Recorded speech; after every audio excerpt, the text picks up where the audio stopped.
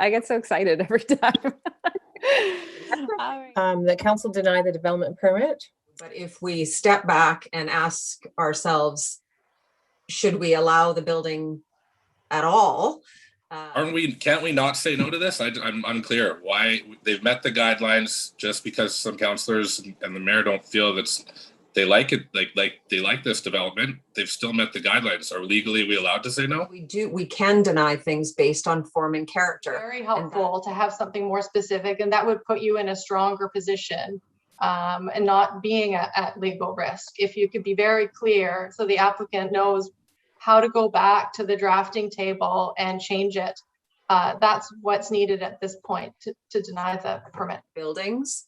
So either on a lower piece of the property, if that's possible, or even the front yard, if possible. EDU is not permitted in the front yard.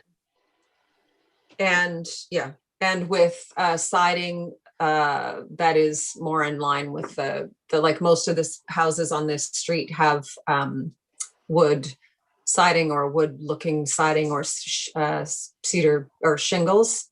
Is that what they're called? Shake shingles.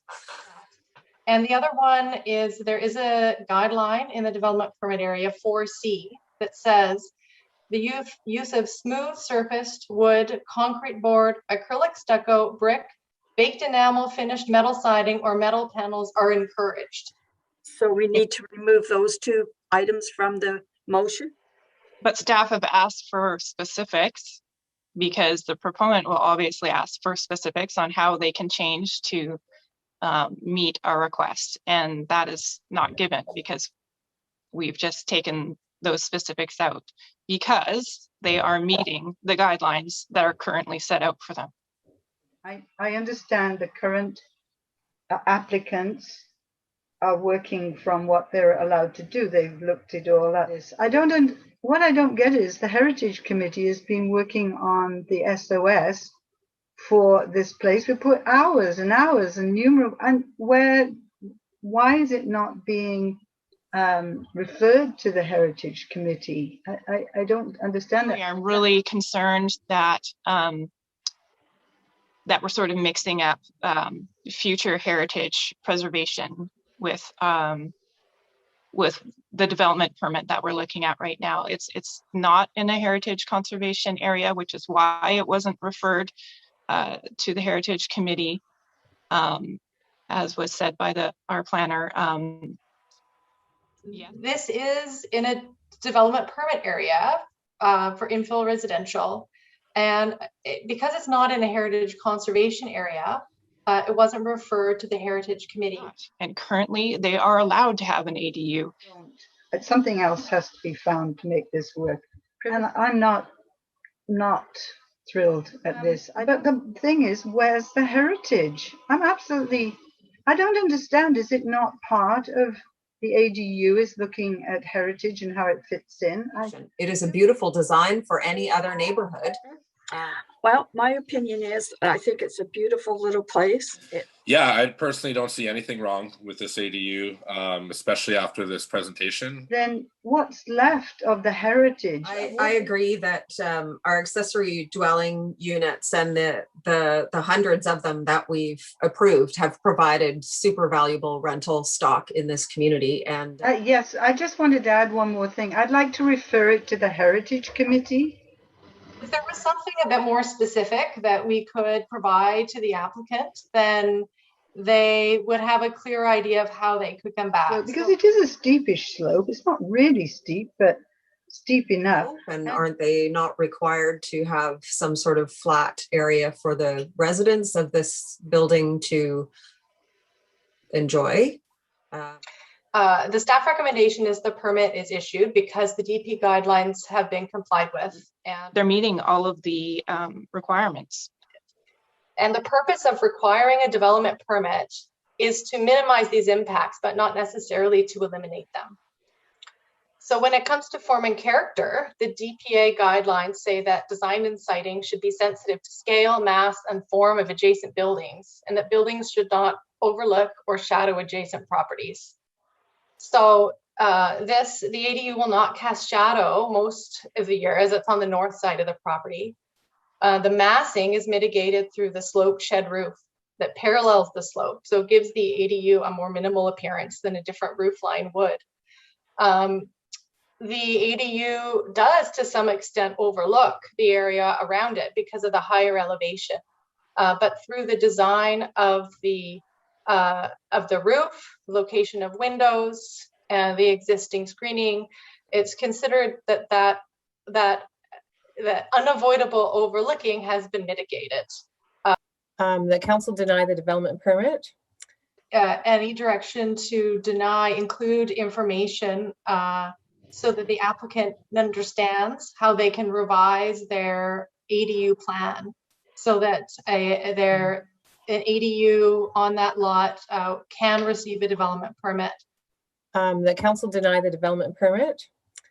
Curious, like, are we going to talk about the fact that the APC recommended this and that we've never gone against any APC recommendation? On a lower piece of the property if possible, or even front yard if possible, with siding more in line with, I believe, adjacent with the neighborhood, such as wood siding, wood looking siding, or shingles. If you do deny the permit, it must be with enough information for the applicant to understand how they can revise their proposal and come back in a different way and comply with the DPA guidelines and receive the permit for an ADU.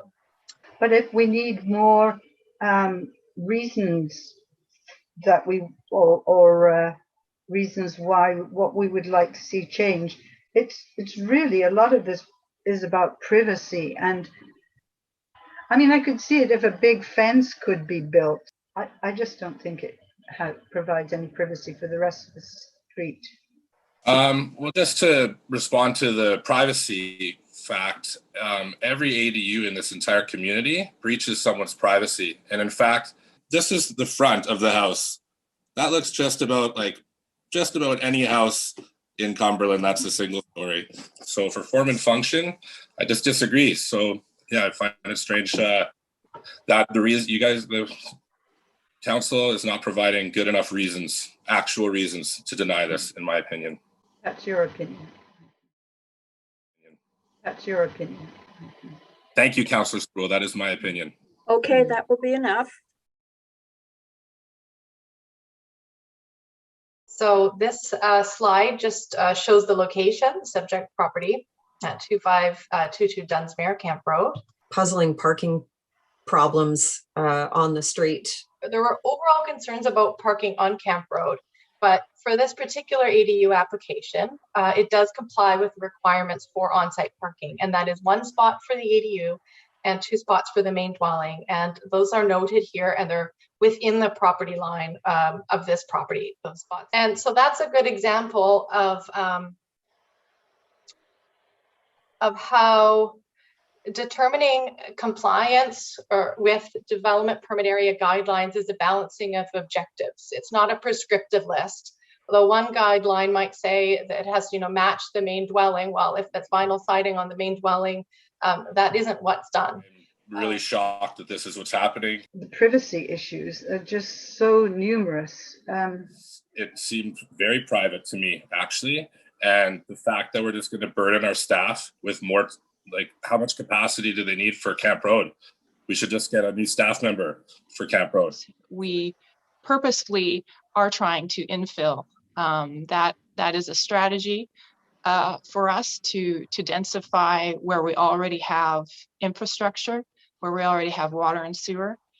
That's a strategy that is encouraged by best practices from all municipalities. But what about the building that's already on the property? Mm-hmm. It is going to completely overshadow and look down on this building and make it make their space completely unlivable back there. So I think the proponents have done an exceptional job of trying to mitigate all of these issues. And that is the problem with this application. It is Okay, so we're going to take the vote. Please. The council deny the development permit.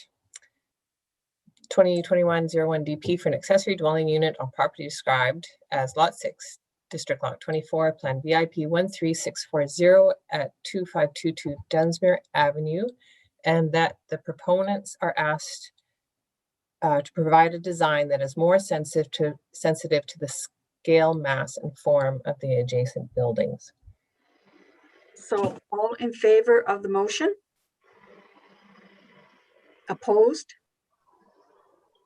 Opposed? No, I think this particular development kind of got caught in the crosshairs of the statement of significance, which we haven't implemented in any way. Yeah, this just feels to me like NIMBYism.